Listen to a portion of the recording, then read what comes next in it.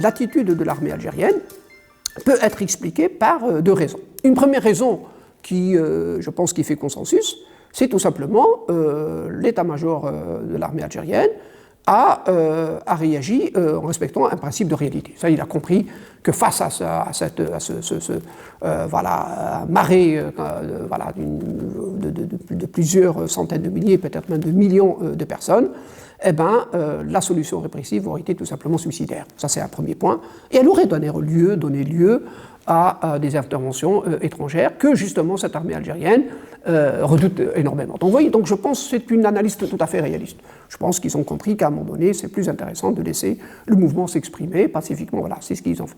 La deuxième raison, moi je pense, au-delà de l'option réaliste elle-même, je pense que la deuxième raison, au sein de l'état-major du MOI, c'est-à-dire je ne généralise pas, je pense au sein de l'état-major de l'armée algérienne, il y a, je pense, une génération aujourd'hui de généraux post-indépendance, de généraux qui n'ont pas vécu la guerre de libération nationale, qui sont sortis des meilleures écoles étrangères, algériennes et étrangères, etc., qui, je pense, ont réellement une sympathie. Ce n'est pas simplement par réalisme. Ils ont réellement une sympathie pour les jeunes qui sont à la tête de ce mouvement de contestation, qui ont en quelque sorte fait ce qu'ils espéraient faire, c'est-à-dire, voilà, qu'ils ont donné l'occasion aujourd'hui de remettre sur la table les questions des réformes fondamentales, les réformes de structure, de refondation de l'État algérien, voilà, remettre les compétences au centre, en finir avec l'incompétence, en finir avec la corruption. Je pense qu'il y a une convergence objective. Donc je pense que cette tendance-là, cette aspiration au changement, elle est tellement générale dans la société algérienne, je ne vois pas pourquoi elle ne toucherait pas également l'armée algérienne, qui est issue dont la plupart des officiers supérieurs sont issus de cette société algérienne. Voilà.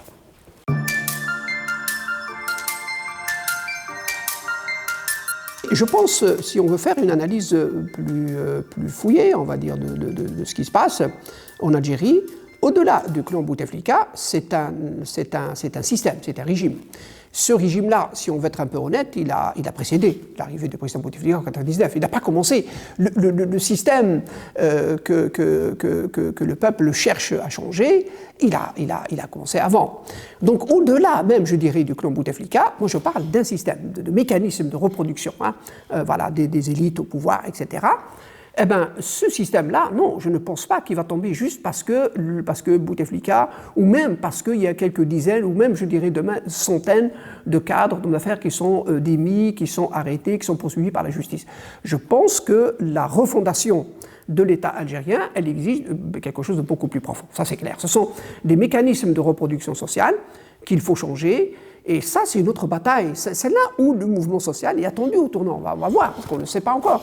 Le degré de conscience du mouvement social, comment on va l'apprécier? On va l'apprécier à travers les revendications du mouvement quand on va passer à la stabilisation. Et notamment, on attend l'élection présidentielle qui, sans doute, va un peu stabiliser le pays parce qu'on aura un président qui, cette fois-ci, fort d'une légitimité démocratique, il peut lancer des chantiers de réforme, justement, et de refondation de l'État algérien. Comme il peut ne pas les faire, ça dépend du mouvement social, encore une fois. C'est-à-dire qu'il ne faut pas tomber dans l'illusion. Ce n'est pas parce qu'on va avoir un régime plus démocratique ou un président élu dans des conditions un peu plus démocratiques que par le passé, et que tout d'un coup, tout va changer. Parce que ce qu'on appelle l'État profond, il va y avoir des résistances. Ce sont des élites qui sont liées à une bourgeoisie compradeur. C'est des milliards et des milliards de dollars dont ce n'est pas du jour au lendemain qu'ils voudront changer de système. Donc le mouvement social, qui, lui, il reste aujourd'hui obnubilé par la question simplement des personnalités corrompues, du clan Bouteflika, je pense que ce mouvement social sera appelé lui-même à poser d'autres revendications. Parce que ce qui compte, évidemment, ce sont les questions fondamentales. Encore une fois, ce n'est pas parce que vous allez avoir la démocratie que vous allez tout d'un coup régler le problème de l'emploi, du pouvoir d'achat, le problème des biens immatériels, l'éducation, la santé, la sécurité. Donc les gens sont dans l'attente d'un nouveau système qui puisse répondre à leurs besoins fondamentaux. La population a des besoins fondamentaux à satisfaire. Donc ce n'est pas parce que ça y est, vous êtes dans un État démocratique que ça y est, les problèmes sont réglés. Là, les gens, ils le voient. On est dans un village planétaire. Le citoyen algérien, il regarde les médias. Il voit la police démocratique en France, la police de Macron, qui a été élue démocratiquement. On ne va pas dire qu'il est venu par un coup d'État. Ben oui, matraquer les gilets jaunes depuis ça fait combien de mois? Les gens, ils voient ça. Donc ça ne suffit plus, les slogans.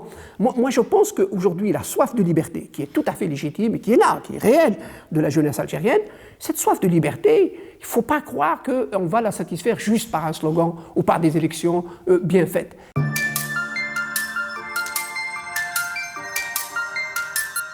Oui, ça c'était une question. Je pense que c'est une question qu'on pouvait se poser sérieusement. Cette crainte-là, je pense, était tout à fait légitime. Moi, je dirais au début du mouvement. Aujourd'hui, bon, voilà, c'est ma lecture évidemment des événements.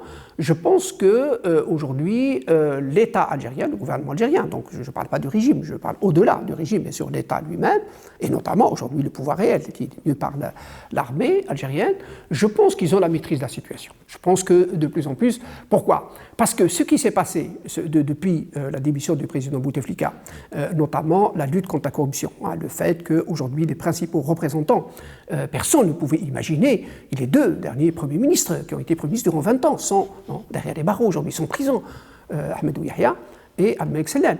Mais au-delà de Yahya Sellal, non, vous avez l'homme le plus fort depuis 30 ans, ce qu'on appelait Arab Bedzayr, on l'appelait en arabe algérien, Arab Bedzayr, le dieu de l'Algérie, le général Toufir, le patron tout-puissant des services de sécurité du DRS, il est derrière les barreaux, il est en prison. Et le peuple, il voit ça, c'est du concret, c'est pas des promesses, c'est pas des discours. On n'a pas attendu la démocratisation, l'élection d'un président démocratique pour passer aux actes. Donc à partir du moment où il y a eu ça, ça fait des comptations au niveau du mouvement social. Donc aujourd'hui, le mouvement social, il y a des décomptations qu'on ne pouvait pas voir il y a quelque temps, et donc je pense que le danger qui serait vraiment, qui pourrait aller jusqu'à compromettre les fondations de l'État algérien, je pense franchement qu'il est derrière nous. Je ne pense pas aujourd'hui que ce danger, il est... Maintenant, il est clair que tout affaiblissement, et c'est pour cela que je pense qu'aujourd'hui, l'armée algérienne est restée ferme sur la question de la sortie constitutionnelle de la crise. Et elle est restée ferme sur cette question de, notamment, l'horizon de l'élection présidentielle. Je pense qu'ils savent pertinemment que plus on retarde cette solution-là, de l'élection présidentielle, plus on risque de déstabiliser effectivement l'État algérien et surtout de délégitimer sur le plan international.